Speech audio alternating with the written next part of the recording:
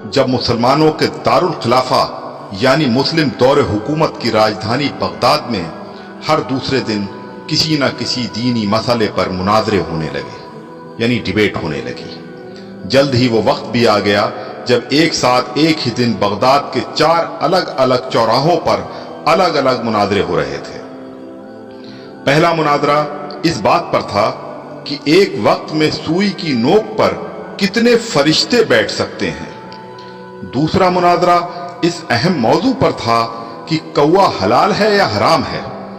तीसरे मुनाजरे में यह तकरार चल रही थी कि मिसवाक का शरई साइज कितना होना चाहिए। एक ग्रोह का कहना था कि एक बालिश से कम नहीं होनी चाहिए और दूसरे ग्रोह का यह मानना था कि एक बालिश से छोटी मिसवाक भी जायज है।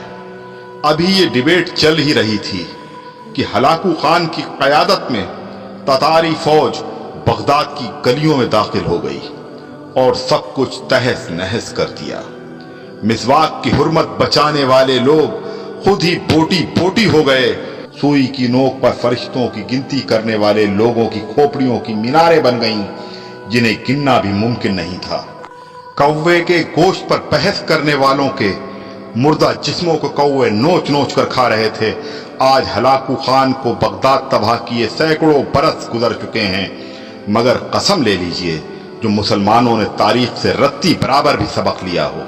आज हम मुसलमान फिर वैसे ही मुनाजरे सोशल मीडिया पर या अपनी महफिलों, जलसों और मस्जिदों के मेंबरों से कर रहे हैं।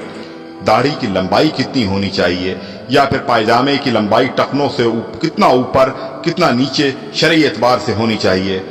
फिरके और मसलक के हमारे झंडा बरदार सिर्फ और सिर्फ अपने अपने फिरकों को जन्नत में ले जाने के दावे कर रहे हैं और दौर हाजिर का हलाकू खान एक एक करके मुस्लिम मुल्कों को नेस्तनाबूद करता हुआ आगे बढ़ रहा है। अफगानिस्तान, लीबिया, इराक के बाद सीरियाई बच्चों की कटी फटी लाशों की गिनती करने वाला कोई नहीं है।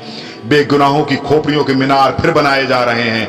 आदम की नस्ल के नौजवानों, बूढ़े बुजुर्गों की लाशों को कौवे नोच नोच कर खा रहे हैं और हवा की बेटियां अपनी अस्मत बचाने के लिए उम्मत की चादर का कोना तलाश कर रही हैं।